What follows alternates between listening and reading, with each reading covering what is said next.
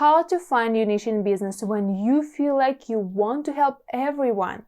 Many people will need your service, or you're just a multi-passionate entrepreneur that can't decide who to work with. First, let's put a distinction that niche is the service you provide, and when people talk about finding a niche in business, they often mean a niche, your service, and the right audience, those people who you will sell to.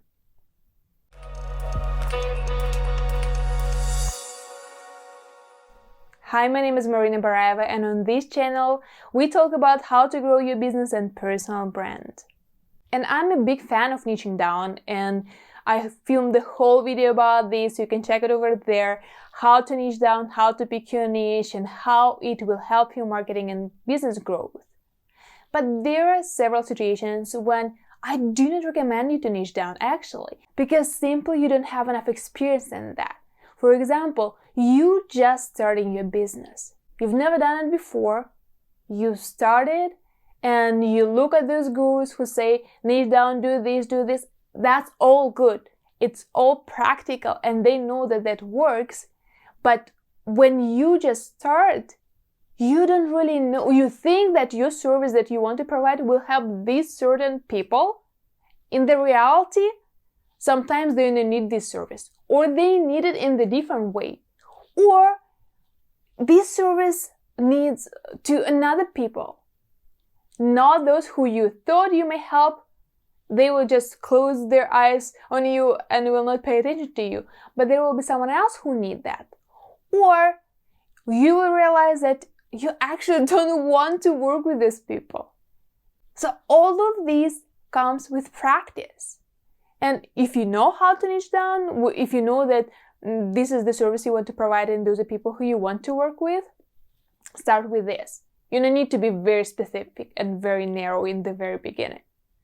Then another situation when you may think twice about niching down is when you had a business or you've been in corporate in the specific area where you kind of know your stuff, you're an expert there, and you transition to that business, or you transition to a new business, or maybe you were in freelancer and you want to just switch your service to something new.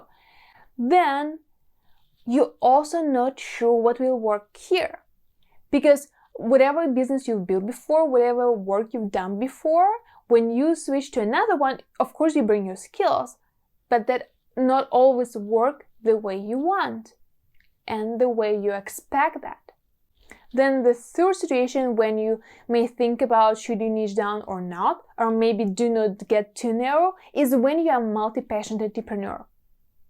I know that you love a lot of things and many things make you happy, but the reality is that when you are a multi-passionate entrepreneur, you don't really know exactly what you want to do. You're still in the process of searching for yourself.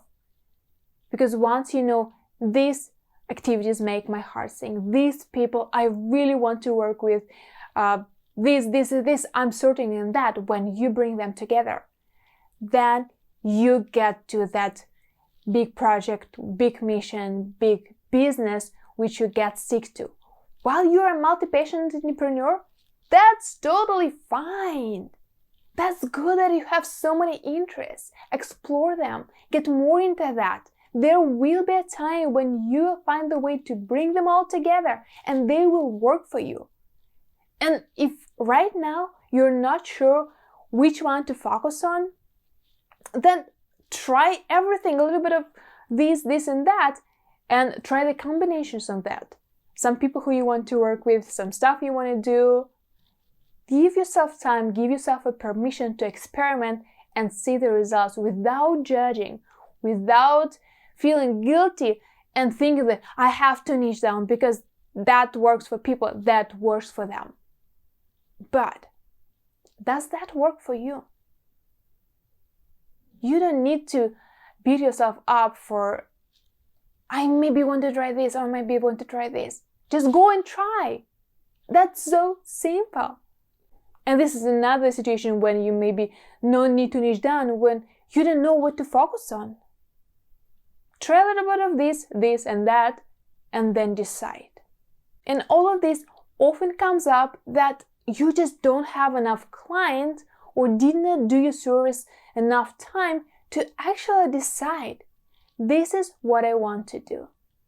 These are my people. You will know them once you find it out. By the way, if you enjoyed this video, please like it, share with your friends, and click the subscribe button. And don't forget to click that bell so you'll get notified about the new videos.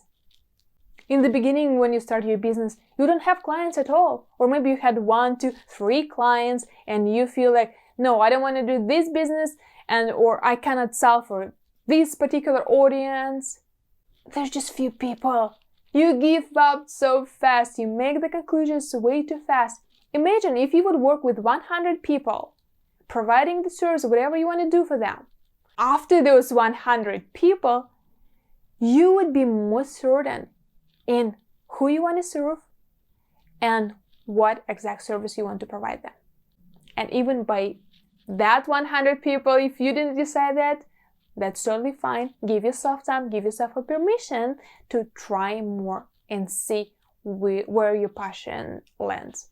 Yes, it will be a little bit more difficult in the beginning, but the more things you try, the more you will understand what you like, isn't it?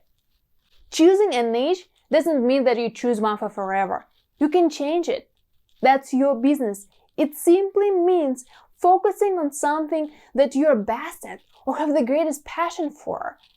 That's where you will niche down and pick the audience who you want to work with. When you find that, and at the stage when you're just searching for yourself and searching what you want to do, focus on something. Just choose something. It actually doesn't really matter unless you take the actions and analyze the results. Because then you can make the conclusion about the sphere of business where you want to stick to. Because even if you want to do everything for everyone, when you pass your 100 clients or just many clients, you will realize that there will be people who you don't want to work with. You will get to this point where there will be work which you don't want to do anymore, or you just don't like to do it in general, and then you will get more and more specific and narrow. That's how you find your niche, that's how you find your audience. And step away from the regular demographic qualities of the niche and think about the personality and values. That's where you really find those people. Do you prefer working only with positive people, or it doesn't matter for you? Maybe you like complicated products that allows you to find unusual solutions. Or you enjoy working with people that count every minute of their time and like to be direct and on point. There are those people too. Every time you work with someone, when you finish the project, just write down, what did you like about the person? What characteristics do they have? Even the demographic questions, how old they are, what they do, that's totally fine. But also, do they inspire you? Do you enjoy working with them and doing this work for them? Or they were so annoying, they called you all the time, and you don't really want to work with such people in the future. You write the good qualities and you write the bad qualities. The more you do that, the more similarities you will find. Who are these people who you want to work with? And how does your service work for them? Or maybe you want to change something in your service, in your business. Or there's some work which you want to delegate or just cut down from what you do.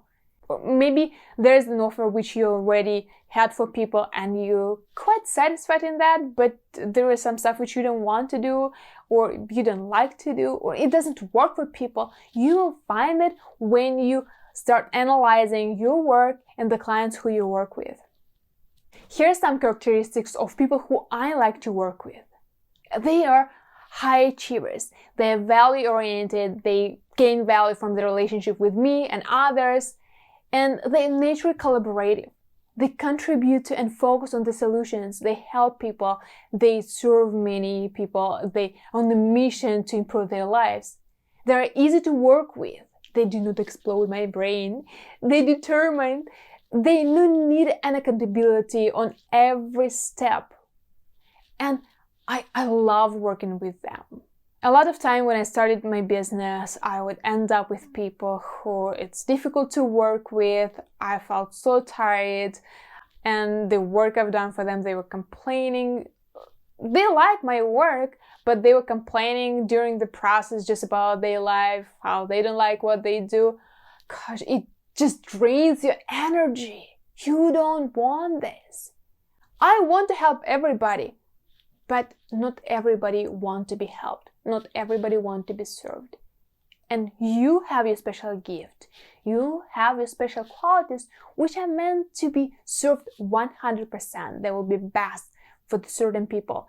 And there's the service which you can do at your very high and fired up energy level that only you can do. Or maybe other people can do, but you can do it in the specific way which relates only for you. And this is what I want for you.